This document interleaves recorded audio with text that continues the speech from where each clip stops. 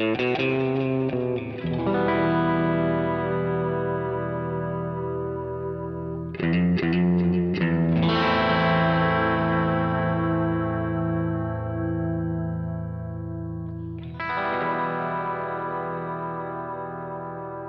listening to Mark of the Maker.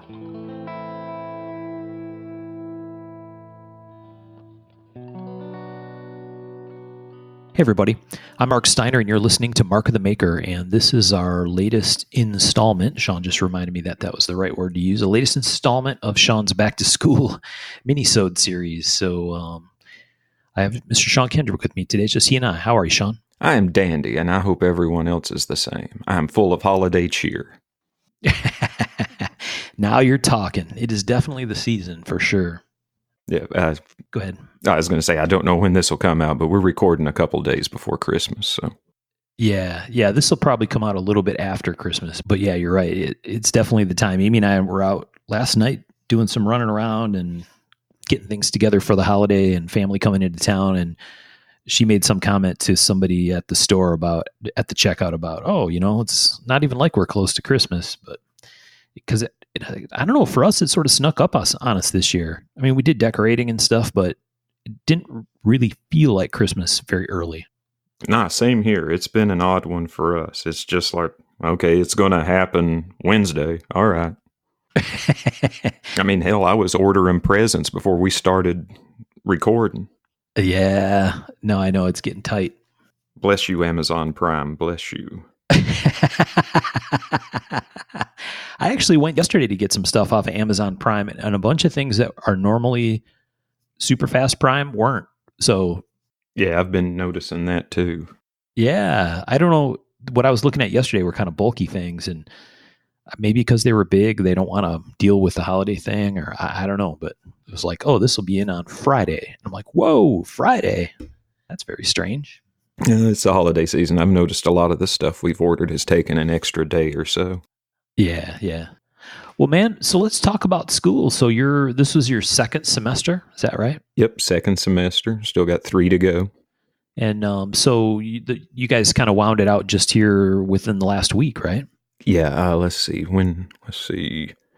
I took my final for the semester the Thursday after the Kentucky show. Ah, okay. So a couple weeks ago. Yeah. So how'd that go? What did you have finals and all? You had 3 classes this term? Yeah. Let's see. We had blueprint reading, metrology, and I had a Foundations of College Algebra class, which Rachel didn't have that one. That's my load to bear alone.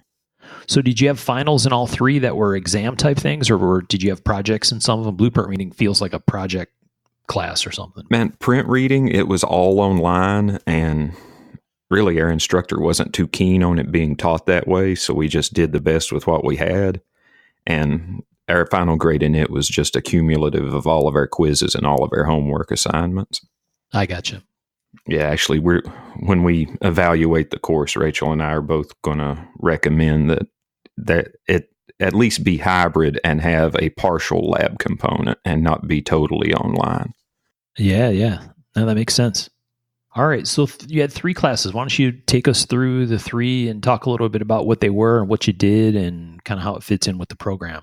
You talked a little bit about blueprint reading already, but that's literally what it was. Did they explain geometric dimensioning and tolerancing, GDT kind of stuff, or was it more just basic blueprint reading? All of the above. Nice. It was a kind of slow walk up to final assembly print readings and stuff like that. Everything started out simple, and the prints got more complicated, and then we got to where you would have a chapter based around. There was a chapter on radiuses, a chapter on chamfers and how to do them on a print and how to read them on a print. And probably within the last 2 or 3 chapters, that's when you get into GD&T, which Nice. Another reason I would like to have a lab for that. I think I would have got a much better understanding of geometric dimensioning and tolerancing if I had actual in-class hands-on time with somebody I could have asked more questions and had explain a couple things to me. Yeah, GD&T is definitely one of those things that is not intuitive necessarily, right? No, that's what surprised me so much about it. You would think that something that is as precise and usable as it is would be a little more user-friendly. But Yeah. Yeah, we had some stuff recently on a project I was working on at work where we had to sign off on some, like you said, assembly drawing stuff, and there was some GD&T markup on there that I had not seen before. I'm like, what the hell does that mean? I think I know what it says, but is that really what that means? So yeah, it's not a real straightforward thing. No, I think I've got an okay grasp on it, but if I was actually going into industry, I would need at least a refresher and then some on the job training, as it were. Oh yeah, yeah, for sure. Yeah, I had a friend that was a young engineer with me when I was a young guy. He spent a bunch of time in our design area and ended up where he had a sort of like a side job where he was a GD&T instructor. And that was something that happened with small companies, suppliers, and other stuff. Because, they have to be able to read all the drawings. And a big company like the one I work for, we have very specific standards about stuff. And so our GD&T guidelines are not loose in any way, right? They're very specific and very structured, and they're always done this way. And so that's the beauty, I guess, of being a ginormous company is you can make everybody come to you when it comes to that kind of stuff. But there are guidelines, right? I mean, I think this is an ISO method. Yeah. Oh, yeah, very much so. I mean, there's a lot of math that goes along with it and predictability from the math. Like if you have, this tolerance range and then your hole is this size, then you have this much wiggle room given that your other part that is supposed to mate to meets this GD&T tolerance. And well, I mean, Right. No, it's a good explanation though, especially for people that aren't familiar with what we're talking about. It's pretty cool. I think its intent is to be a smart way to dimension stuff and to be able to focus dimensions where they matter, right? Yeah, absolutely. Yeah, because I mean, not all of your tolerances are mission specific. There's some tolerances you can have 20, 30 thousandths wiggle room if, it'll fit in. But then there's those other parts where if it's off by microns, well, that's trash. Right. So you took blueprint reading. You said that one was just a summary points thing for the class. There wasn't really a final per se, right? No. Got an A in it. I mean, I turned in all my homework on time and put forth effort. And yeah, it wasn't a very difficult class, all things considered, so long as you kept up on it. Maybe could have just meant or be a little more straightforward if you had a little real world class time or lab time to be able to look at that stuff, right? Yeah, well, what aggravates me about it is up until this semester, metrology and blueprint reading were taught together. And I believe, really? Yeah, I believe that's how they should be taught in the first place because they're like peas and carrots. So metrology was one of your other classes you took, right? So with them split instead of being together, did they just become shorter classes, or were they theoretically more in depth since they were split? Or no, I don't believe so. Metrology was just a 1 hour block, and we would go in and measure stuff. It was very hands on. Give the kids at home the basic definition of metrology, because some people might not be very familiar with that word. Man, metrology, just the study of measurement. And we measured everything. We did all kinds of setup on the machines using indicators to make sure that the machines were true and square. Everybody had to, you had to locate holes on parts and square up vices. There would be stations with different parts at each station, and we would take our calipers and micrometers and go from station to station and do basically a really basic blueprint of the part with all the critical dimensions measured, and that would get graded. And we use the CMM machine, which is the computer measuring machine, and awesome. Very fun to do that. Yeah. Actually I got a pretty good handle on it. And that was part of the final. Part of the final is you had to step up to the CMM and set your PRS, which is, setting up the machine, getting it ready to measure. And then once you have it properly set up, going in and measuring the inside diameter of a hole on a part that was what you were working on. Awesome. Oh, yeah. Killed that. That was just like, ta. You'd think I'd been doing it my whole life. CMM I've always found to be a very fascinating thing. Just the idea that it feels like it's basically measuring things randomly placed in space, which it pretty much is, but it's not really very random when you get right down to it. But it feels like it's pretty disconnected from anything. Yeah, it's a little odd. Like, it's getting these measurements from just these generalizations I'm throwing on here, and it's doing it. Right, right. It's like, I mean, you can hit, for your z-axis, you're hitting 4 random points on it. Just so long as you hit those 4 random, it knows what's going on. Very cool. Did you guys play at all with CMM programs where like you'd put a part in and then it would run a standard program and do the measurements of some like repeated measurements, right? Where like you could put a whole string of parts across there and measure the same feature using some kind of automated tools, or is that a future thing? Future thing probably, but I know the machine does have that because we have the sample parts to run that. Gotcha. Yeah, with this, we had, it wasn't the most full class, but getting everybody CMM time, it was a little, well, I wouldn't say problematic. Everybody got the time they needed to get in because I think everybody did pretty good on the CMM part of the final, but there was a little bit of waiting required because we've only got the one. So when, a coordinate measuring machine is a very expensive piece of equipment. I mean, generally big. This is a smaller one on casters, but it's still a 100K plus unit. Yeah, exactly. So did you find value in going through CMM as it applies to what you do? I mean, I assume you don't have any plans for CMM. It wouldn't seem like most knife makers would have the volume to make it worthwhile to have a super crazy machine like that. But sometimes there's value in just understanding how it works and like you said, the setup and initiation piece of it as it relates to the stuff you're trying to measure. Oh, yeah, absolutely. I mean, I'm glad I had the experience with it just so I've got that little piece in my toolbox if for no other reason. And then just an understanding of, I mean, what real precision is. I mean, you think your shit's good until you throw it on the CMM. And then you're like, oh, right. I could have done a little better on that. Fuck. Yes. Right. Because, I mean, it's not like on a caliper where you're like, oh, I can force the hand wheel a little bit and there. Oh, yeah, I'm right on. No, it doesn't work like that. No, sir. It's going to tell true on you every time. Well, and that's an interesting thing to point out for people who aren't familiar with this stuff is sometimes on, if you've ever talked to someone or looked at the detail behind when someone runs a CNC machine, like a CNC mill specifically, they'll talk about using a probe. Mm-hmm. And so people that have hung around in the knife maker Facebook groups where the makers use a CNC machine, they'll talk about the probe. And in the end, that's really what that is, right? Yeah. It's a CMM probe. It's basically a coordinate measuring device that mounts up in the chuck on the machine and can do basic CMM functionality, or maybe fairly advanced even CMM functionality, but certainly basic stuff. It depends on what package you bought.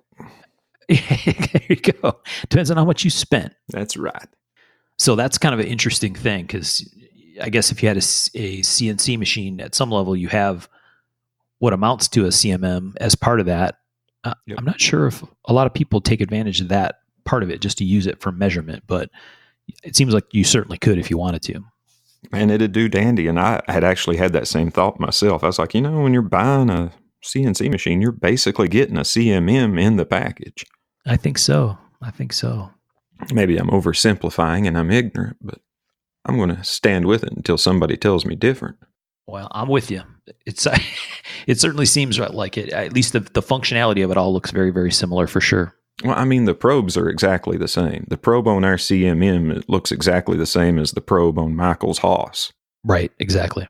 And which, if you guys have never seen a CMM used, it's kind of neat because you take the little probe that has its little ruby tip on it, and as soon as you tip it onto the part you're measuring, you get your coordinate, and then it backs itself off immediately on its own. It's just neat. It is. The part that always freaks me out is that little deflection that happens. Mm-hmm. Because it always looks like something's about to break. Oh, yeah. Well, I mean, our instructor, when he was talking about it, he's like, no, you guys be a little gentle when you're taking your measurements, especially when you're doing the Z-axis, because you run it on there, you'll turn it into a fish hook. Right. All right. So you did blueprint reading and metrology, and then you did a math class. Ugh. Yeah, it is what it is. I didn't score high enough to get out of taking it on the... it was like what would they call it? An assessment, a skills assessment I had to take before I even started the first semester. And it turns out that not paying attention in high school and then having a 20-some year break, it makes you a little rusty on your math. That's a fact. You get a little rusty even without 20 years. You get a little rusty even with a few months. I'll say that. Yeah, practice, practice, practice. Yeah. But I mean, it all shook out well in the end. Let's see. I think I got a 99 on my final, and then my grade before the final was a 98. Yeah. But I put in my time too. I would go in way early on days when I had my math class and basically spend all my time in the computer lab for the machine shop doing math. Yeah. So I was averaging probably 16 to 18 hours a week just math. Yeah, man. That's a lot of math, man. That's a lot of damn math. Like you said, it's one of those things where, and this happens a lot to engineering students. It certainly happened to me. I know it did to my son too. As you walk through, if you have to take a whole series of math classes, they build on one another. That's the whole point of having them structured the way they are. And it's absolutely, I speak from experience, that it's absolutely possible to, at least in part, fake your way through and manage to pass the class and do okay in it and really not completely understand what's going on. And eventually, again, I speak from personal experience that shit catches up with you. Yeah. It makes your life hard later. I could have, well, I don't think I faked my way through it, but I'm a pretty strong test taker. And we always got a review test to take before we took the actual test. Right. That helped me immensely because I would spend at least 2 days doing the practice test over and over and over. So when I took my actual real test, there wasn't too many curveballs they threw me. Right. So for your program, is there additional math beyond this Foundations of College Algebra, or was this kind of the threshold you needed to achieve as part of the coursework? I have one more math class. This was basically all of your high school math classes in 16 weeks. Gotcha. And next I have, let's see, what is it? Elementary technical math, I believe it's what it's called. And then after I get it done, that'll complete all of my core classes, and I'll be taking nothing but machining classes from there on out. Oh, nice. I had transfer credits from when I went to school the first time, I believe I mentioned. So that actually worked out okay. Yeah, for sure. Oh, man, they don't want, if I had to take an English class, they don't want to read the papers I would write at this point in my life. I'm just too old and crazy and not give a fucky enough. There you go. No good would come of that whole scene. Maybe they get a case study of some sort. Who knows? I'm going to use the word assuredly instead of maybe. No, I think you'll find, or I expect that you'll find, assuming that your technical math classes, like normal math class progressions, your time spent woodshedding on algebra is going to be time well spent. That's my experience anyway. Somehow I came across the technical math book that the school used last semester, and I've been looking through it, and I feel pretty comfortable. I feel pretty confident. Other than a little bit of trig and stuff that's thrown in there, I'm not overly worried about it. Yeah. But I mean, it's the trig that's, the more advanced stuff that's in there. It's all kind of base level for the advanced stuff, and I'll make her work. Yeah, for sure. Which actually, I enjoyed some of the math we did in metrology. I liked working up the sine bar problems we had, where you have a 5-inch sine bar. And for those who don't know, you use a sine bar, you can use it to set specific angles. And when you set up the sine bar, like say we want a 19-degree angle on the part we're working on. So we would get the sine of 19 and then multiply that. Say we have a 10-inch sine bar. So you get your sine of 19, multiply that by 10, and then let's see, divide by 100, I think. I would have to check my notes. And then the number you get from that will tell you how high you need to stack your gauge blocks under your sine bar to get the proper angle. Right on.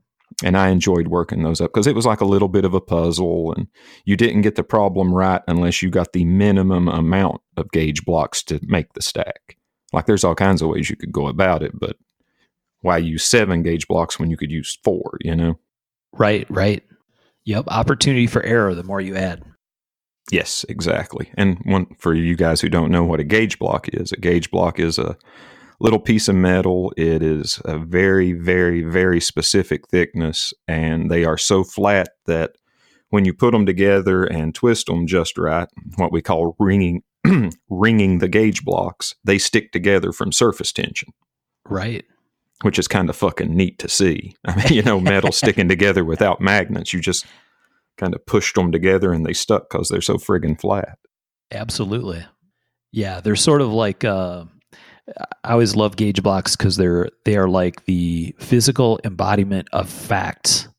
Yeah. Right. That's what they're supposed to be. Like this is a damn straight. This is a thing. Like it's no shit. If it says it's 1 inch, it's 1.000 out to some number that, you know what I mean? It was precisely ground to, and it should stay there theoretically.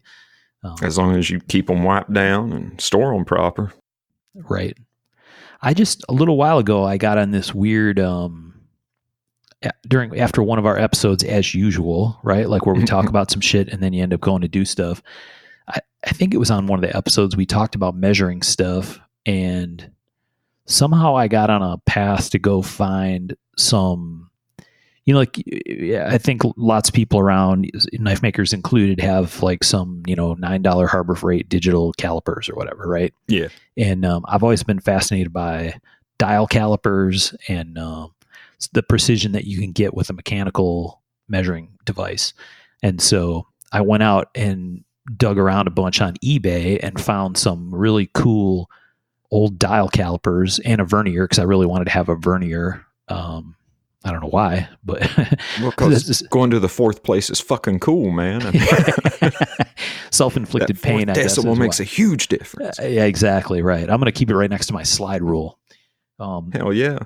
But so I got some old measuring stuff, which was really fun, and one of them was really cool because the one dial caliper that I got is a Japanese made run, right? A Mitutoyo, but it's on all of the gears and pinions and stuff inside are on jewels. Yeah. Like in a watch. And I'm like, oh, that is friggin' cool. And this thing is like, 50 plus years old and everything's on jewels and it's just glass butter smooth. It's really, really fun to use. Oh, I'd only imagine. I mean, modern Mitutoyos are the cream of the crop anyway. And generally, with some stuff like that, older might be better. Yeah, it took some looking to find this jeweled caliper, but I managed to come up with a very, very clean example. And then to your point, it's like, oh, I probably need some gauge blocks. So I dug around and came up with a little desktop set of gauge blocks, and I don't remember what kind they are.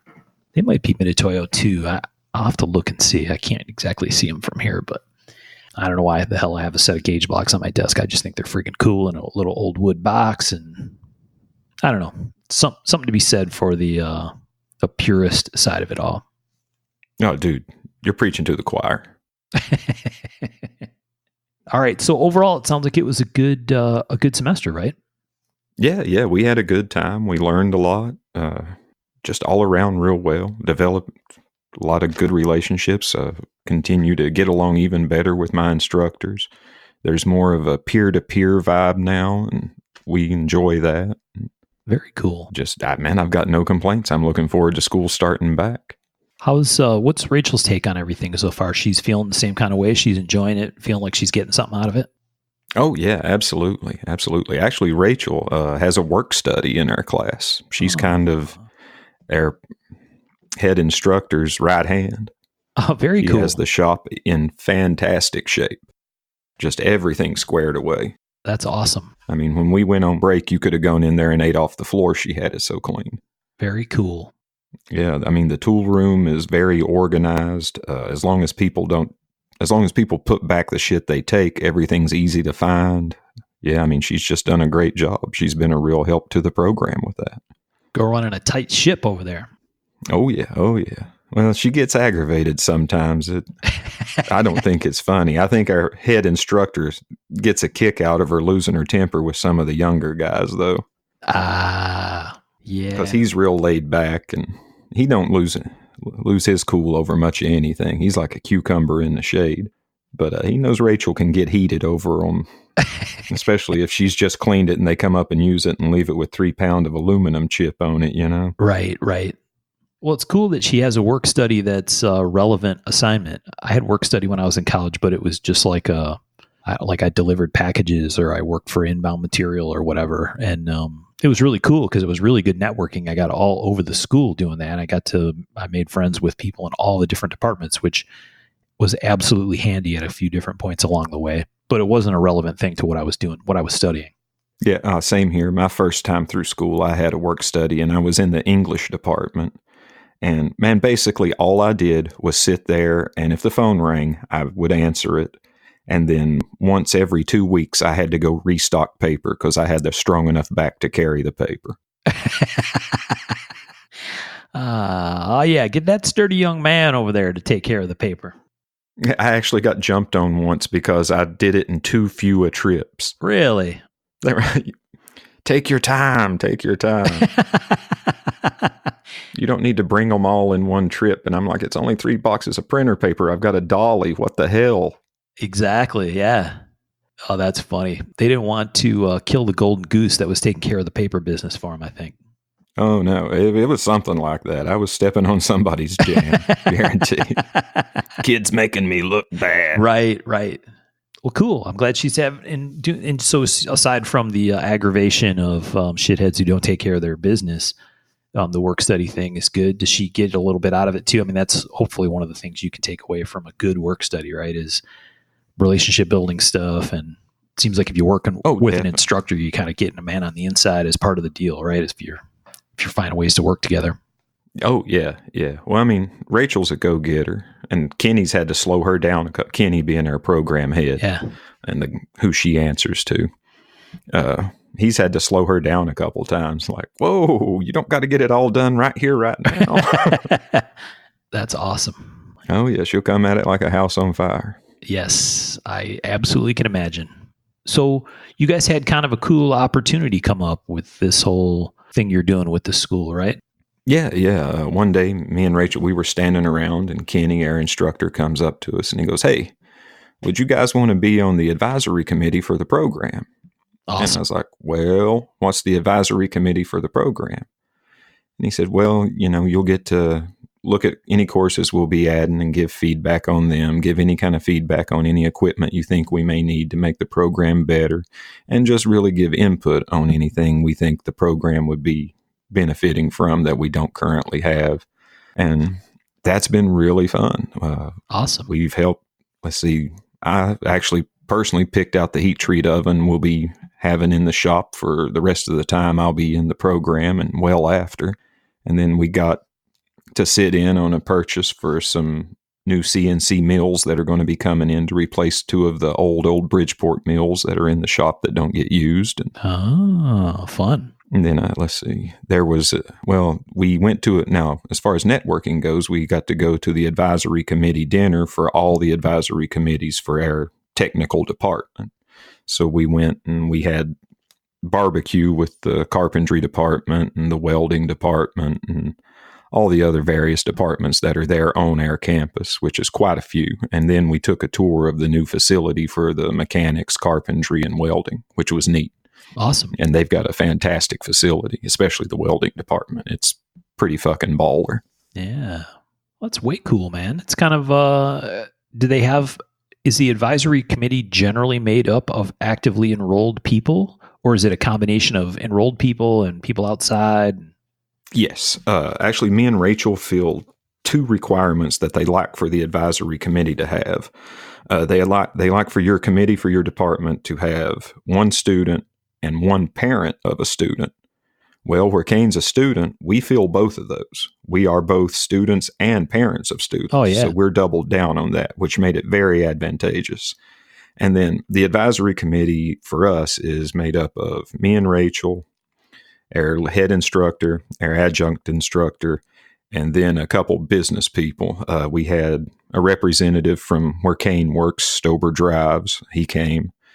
A dude who works for Lockheed Martin, he came. He usually shows up to a lot of our stuff. They headhunt out of our program quite a bit. Okay. And think that was all who showed up. Usually there'll be one or two other people who may show up. Kenny said local business owners who run machine shops, but that's what we had this time out. Awesome. Yeah, and it's just a solid chance to network and see how everybody else is running their classes and be like, well, hey, they got money for that, so we should be getting some money for something like that. Yeah, sure. That's part of the deal, man. Yeah. That's pretty cool. There's Lockheed Martin activity in your area? Like they have shops down there? Yeah, down outside of Lexington around Georgetown, they have a pretty big shop that services I think it has something to do with the spec ops community because the guy was talking about it and, you've got to get clearances and all of this stuff. And they actually have a gunsmith shop on site. Really? Yeah. I guess they do a lot of different stuff. He was talking about, working on refurbing aircraft parts, and they work on guns. They work on a lot of stuff. And according to the fella, it would take an act of Congress to shut that facility down. Interesting. Huh. Yeah. I didn't realize they had a presence there. That's pretty cool. It surprised me too. But, where it is, it shouldn't be too surprising. Georgetown, Kentucky's fairly industrial. Yep. That's where the Toyota plant is. Yeah. Oh, interesting. Well, that's cool. I assume that being on the advisory committee, like you said, has personal benefits for networking and other stuff. And sometimes, I don't know, sometimes being able to view the program that you're in from a little different perspective from where you have to kind of step outside the program a little bit can give you a better understanding, right? It gives you a perspective. Yes. But it seems like it must be a little bit rewarding too, just from the idea of being able to influence how that all functions, or, you know what I mean, where it's all progressing to. Absolutely. When it's all said and done, I would hope that any input Rachel and I give makes the program that much better for the folks who are coming after us. That would be, the ultimate end game on that for me. Right. Like, I want people to come in and, there to be a solid heat treat area with protocols and everything to go through. When I leave, I would like for folks to be able to do that, to go in and have properly heat treated parts. Yeah. Which for knife stuff, we think about as kind of an obvious thing, but it's heat treated metal. It is part of most machines that we touch and see, right? Devices, machines, equipment, and otherwise. Yeah. Any parts that are going to see potential wear generally will be heat treated. Right. No, that'd be a great expansion of the program for sure. Yeah. And just a heat treated tool, it lasts longer. Yep. Period. A heat treated 1, 2, 3 block will hold you in a lot better stead than a soft one. Well, and I think there's good potential to tie it into your other classes, right? Like to do hardness measurements and all that kind of stuff. Absolutely. And look into the process piece of it. I don't know how deep you guys are going to go into that, but I had a manufacturing process class in school, and the whole point was not to teach you to be master heat treater or, powdered metal gear manufacturing or whatever, or casting guy, but it was to get you exposure to that stuff so that you knew enough about it that you could have an appreciation when you started to put designs for stuff together. And it seems like there's good value in doing that from the machining or creation aspect of it too, right? Like, hey, you're given a drawing Absolutely. and you got to go do something. It's smart to have an understanding how those processes all work. Absolutely. It's more tools in the toolbox. Yep. You'll just be a more complete machinist, manufacturer, whatever, if you have that understanding. Yeah, definitely. Well, very cool, man. Anything else about semester 2 that you wanted to get in here? Just the math class wasn't as bad as I thought it would be. If anybody's thinking about doing this and they have something that they're averse to, like the math class, don't be daunted by it. Just get in and work your ass off. The worst you'll do is fail, and you can always take it over again. Right.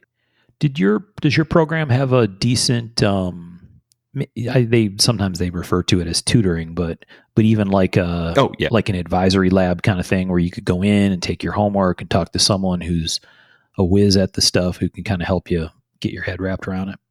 Yeah. I actually took advantage of that once. There was a really specific section of my math class that I was having trouble with, and went in and got some tutoring on it. And it didn't get me completely squared away, but it definitely helped. It pointed me in the right direction and gave me a couple tricks and tools that I was able to use. So no complaints on that. And I was glad to have the resource. Yeah. That seems like, I think we had stuff like that when I was in college, but I never took advantage of it if we did. I definitely should have. So when both of my kids have gone through college now, that's one of the things I constantly harp on to them is, there are people whose job it is to help you. So please go take advantage. If you don't know what to do, or you're feeling a little out of the loop, or like I mentioned earlier, you're not picking up what they're laying down, it will come back to bite you in the ass. So please go find the people that are assigned and paid to help you and use that resource. And I think there's a stigma that can go with that, right? Like, oh, this is some kind of remedial help for dummies, right? And people need to be careful about that. Now, man, with me, I was my own worst enemy with it. It's like, I don't need anyone's fucking help. I'm going to do this all fucking by myself. Yep. Yeah, and but pride goeth before the fall. Well, I think young people are averse many times to that for that exact reason too, but I can certainly see where someone who's going back to school might even be more so, right? Because it's like, oh no, I've did some of this before. I took some college classes before, or, shit, I'm twice as old as some of the people in my classes. I don't need to go to some kind of special help session, but man, it can make all the difference in the world. And it can. I've heard some great examples from different people who, through those kind of opportunities, developed relationships as well that ended up really, really helping them later, right? Because sometimes they'd even become, friends with or have enough connection with people in those labs who would actually reach out to them and say, oh, hey, I heard that your class has an exam coming up. Are you good? Right? Or do you need help? Or do you want to get together for some coffee and I'll show you what's going on? Or that's a beautiful thing, man. That's how it should work. Yeah. Oh yeah. That's that it becomes a real resource at that point. Exactly. Yep. And one that you should definitely take advantage of. Don't let fucking stubborn, prideful thinking get in the way of advancing yourself. Yep, exactly. All right. Well, so what's coming up next semester? What's next on the list, Sean? Let's see. What is the exact name of it? I think like Foundations of Programming or something like that. Okay. It's conversational programming. Oh. Yeah. It's not CNC, but it's the step before. Okay. So we're just going to learn to talk to the machines using their conversational packages. And I'm really, really stoked for it. Our instructor, it's his favorite course to teach. He enjoys it the most. Yeah. We're probably going to be in front of machines on day one, at least making powder out of the foam practice stuff we work on. Right. And just really looking forward to it. And really jazzed with how excited our instructor is for it. Because before school let out, when we had some time, he took me and Rachel around and he showed us all the machines we'd primarily be working on and talking to us about some of the projects we'd be doing. And he was just so enthusiastic about it. It's hard not to look forward to it. Yeah. There's definitely something to be said for that. I had instructors who were clearly disinterested and that made whatever class it was, it made it harder because they acted like they didn't give a shit, even if they did. Right. But somehow they had a attitude that was not helpful. And for sure, so having an instructor that's into it or excited about it or wants to teach you, that's awesome. Yeah, it makes a huge difference. Yeah. And Kenny Barnett, our instructor, I really couldn't ask for a better dude to be teaching us. And he's just a good dude. We get along on a personal level. And yeah, I enjoy having him as my instructor. To be honest with you, if it was anybody else, I don't know how I would have got along with him because I'm kind of peculiar. When you were talking about conversational programming, you said, I'm really looking forward to, and I thought you were going to say, I'm really looking forward to it because I'm really good at conversation. We'll see. We'll see how good I am at talking to the computer. Exactly. Yeah, that's a whole different kind of talking. Yeah, lots of beeps and boops. I'm looking forward to you developing your skills to make those fax machine dial-up modem kind of sounds to be able to talk to it directly without that kind of bullshit interface in the middle. Hell yeah. I'm just going to get a neuro jack in the back of my neck. If I can think it, I can make it. Yes. That's what I'm talking about. Hell yeah. Dystopia, here we come. Uh-huh. Yeah, it's funny. We have, I thought of you the other day because we have this robot vacuum thing that like goes around the house and cleans the house like a Roomba kind of thing. Mm-hmm. And it gives you, like you can see on your phone or laptop or computer or whatever, you can see the path that it's taking.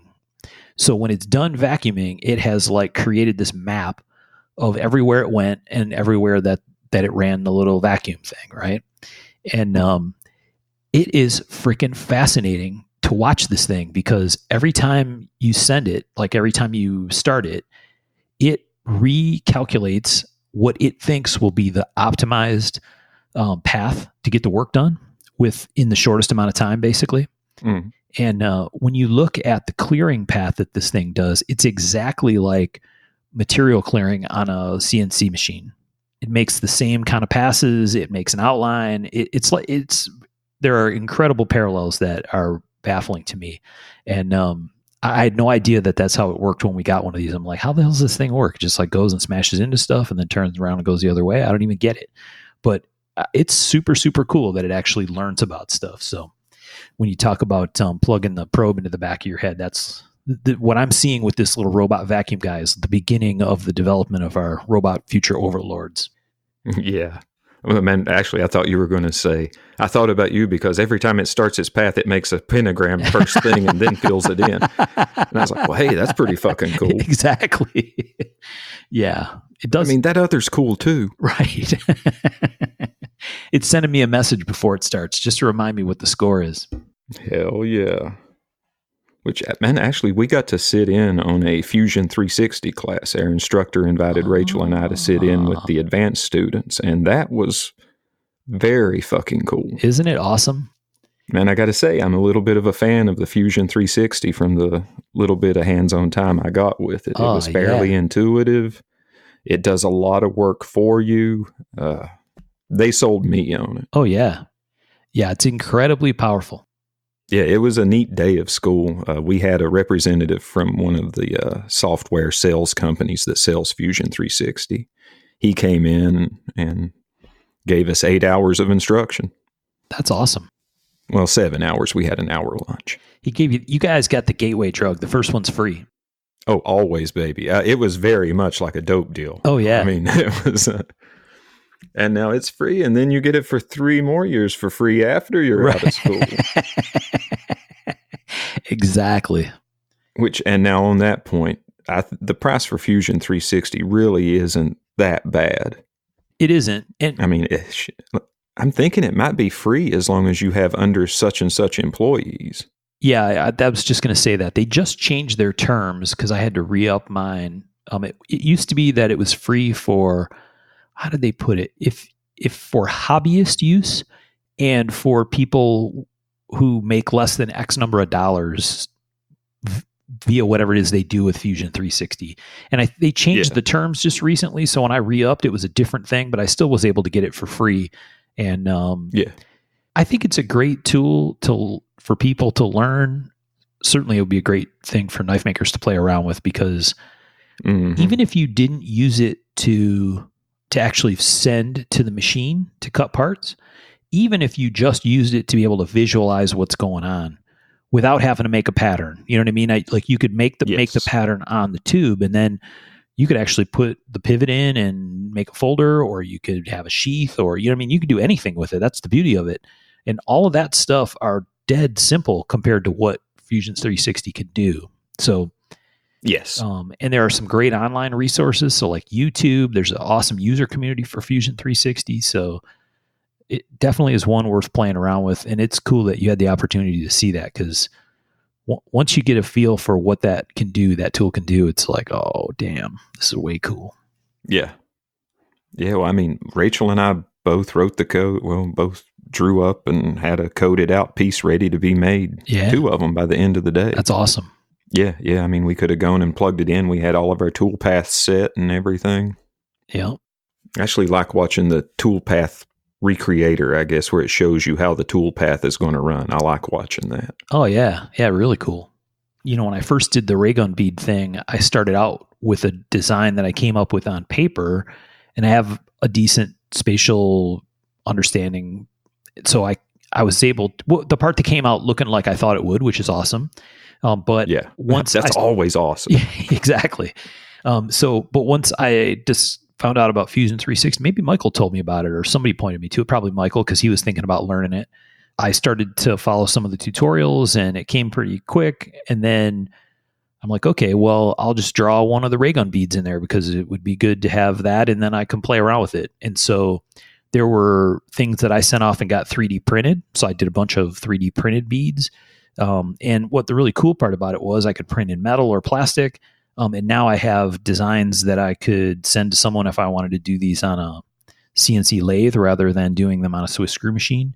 Right? I have these designs already done. And the awesome part was I could make modifications, right? Make different variants or shapes or whatever features, and then see them, right? Render them in 3 dimensions. And like, no kidding, this is what this thing exactly is going to look like.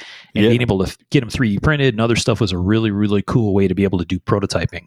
And I know some of the knife makers have done the same thing where they'll prototype a knife and then 3D print it, whether they print it themselves or send it off. Yeah. And you could have basically what I think we would typically think of as a pattern prototype, right? But you have it sent off and created from basically powder or resin. Yeah, now I'm a big fan of prototyping with the 3D printer. I wish I had one, and I'm pressing for our program to get a 3D printer. I think we should have had one already. Yeah, for sure. I mean, the goddamn robotics program has 3. What the fuck are they using them for? It's a very interesting thing to get your head wrapped around, and I think, I haven't bought one for myself because most of the consumer 3D printers, they're like a hobby of their own to keep them running. By everything I can gather. There's lots of dicking around and tuning and whatever. And I don't need another hobby. I feel who the fuck's got time? I feel hobby fulfilled. Exactly. So I just go to Shapeways and I can have stuff printed there, or you know what I mean? I have friends that have printers, and there's lots of ways to get it done if you have a design. But step one is get that design. Yes. Well, man, thanks for taking the time to tell us about semester 2 and what's coming up. So what all did you say is in semester 3? So the conversational programming, what else you got coming? Introduction to conversational and then technical math. And that's the only 2 classes I've got. But the conversational programming, it's a full 8-hour day class. Oh, wow. And then my technical math is online. So it'll be, however much time I have to devote to it to get it done. Yeah, man, a day-long class. That's a big commitment. Yeah, well, a lot of the machining classes are a day-long class, and a lot of the guys Kane actually takes advantage of this. Now that he's working and going to school at the same time, Kenny allows them to cut out after half a day and count, and their work, time at work actually counts toward their credit hours. Oh, that's cool. Yeah, it's very advantageous for the guys who have to work and support a family and are trying to get their degree. Yeah, awesome. All right, man. Do we have anything else we wanted to hit on before we wrap this thing up? I think we touched on everything. Say hey to my teachers. Mr. Jeffrey Taylor, my algebra teacher, he did a bang-up job. Really helped me whenever I needed help and took away some of the trepidations I had with his help. So I appreciate that. Thank you, Mr. Taylor. And to Kenny Barnett and Todd Johnson, my 2 instructors at the machining program. You guys are rock stars. I've said it before. I'll say it again. And I'm happy to have you as my teachers. Rock on, fellas. All right. Well, we've gotten good feedback about these episodes about your journey back to school. I think it's helped some people, which is the reason that you wanted to do them in the first place, right? Yep. Help some people get over the hump of making the jump themselves. So yeah. And man, I mean, at this point in time, there's no better time to get into the trades, to learn the trade. It's an in-demand job right now. Absolutely. We're close to 100% placement out of our program. Is that right? Yeah. A big point of pride with our program. Actually, Kenny has a really solid network with so many local businesses that a lot of businesses headhunt out of our program. Oh, very cool. Yeah. Well, I mean, that's how Kane got his job where he's currently working. They headhunt from us, and Kenny gave Kane the reference, and they snagged him up right quick. Well, that's how the world turns, my man. That is a fact. You got to make all that stuff work. All right. Well, as always, we appreciate feedback from folks on the minisodes and the regular episodes. The minis are kind of interesting. They don't seem to get the same kind of attention that the big episodes do, but I think there's some gems in there, and they're kind of a fun thing for us. It doesn't require that we have the whole crew together. We can get out a little bit shorter episode to you and really focus on some specific things. So I think we're going to plan to keep going with this particular line of minisodes, right, Sean? Oh, yeah. Let's get semester 3 out of the way, and I'll let everybody know how it went. Sink or swim. Swim, baby, swim. Oh, hell yeah. Like fucking Phelps. Except higher. Yes. All right. Well, thanks again to everybody for listening along with us. Hit us with your feedback in our Facebook group. We have a fantastic crew of people in there. Lots and lots of folks joining us every day and becoming part of the conversation, which is really cool because a lot of times those pieces of conversation work their way into the show in one way or another. Yeah. And it's nice for us because it gives us a little bit of connection back to seeing what people take away from the different episodes. And so please feel free to engage in there. Tell us what you think, something cool that you saw, or sometimes we get some really, really nice finds of cool things to go check out as part of that. That's what I like to see. Show us some stuff that you find interesting. Show us those oddities and curiosities. Yeah, absolutely. All right. Well, this one I think is going to come out probably after Christmas, between Christmas and New Year's, what I'm guessing anyway. And that means we're wrapping up season 2. I don't know if this is going to be the end of season 2, but it might be, Sean. Untelling. We do want to do sort of a year-end wrap-up for 2019 and kicking off 2020, and maybe that'll end up being our first episode of season 3, which will probably hit you in January. So it's a tough time of year for us. We took a break last year around Christmas. This year we've been trying to find a way to get content out to you during the holidays. Everybody's busy, just like all of you at home listening with us. Everybody gets super busy around the holidays with family and other stuff. So it's a little bit tricky for us to try to get together, but we're trying to keep something coming out to you. And I think we'll go ahead and do that, Sean. We'll call this the end of season 2. That's a wrap. Because ain't nobody wants a throw together clip show to finish it out.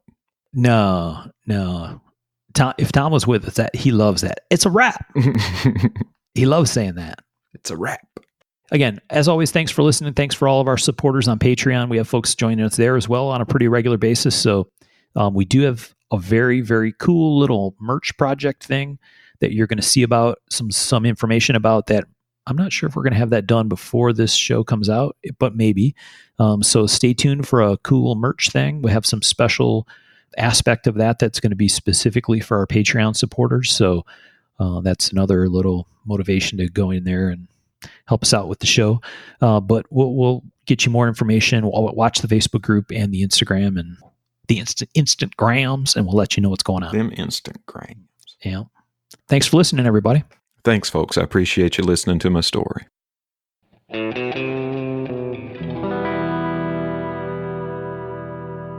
To learn more about our makers, you can find Tom Crine on the web at crineknives.net, in his Facebook group, Crine Knives, or in his Instagram account, at Crine Knives. For Michael Birch, check birchtreeblades.com, Facebook group Birch Tree Blade Works, or Michael's Instagram at birchtreeblades. For myself and the Raygun Bead Project, we're on the web at raygundivision.com. We have a Facebook group called Raygun Division, or my personal Instagram at msteiner. For those interested in photos, references from the show, or some discussion about the show itself, you can find us on the web at markofthemaker.com, in a Facebook group called Mark of the Maker, or on our Instagram at Mark of the Maker. Last but not least, the ultra cool and haunting background music we use for the show is a piece called Noir Guitar by Stevie's Amp Shack, found at the Free Music Archive and licensed under Creative Commons CC BY 4.0. Thanks for listening.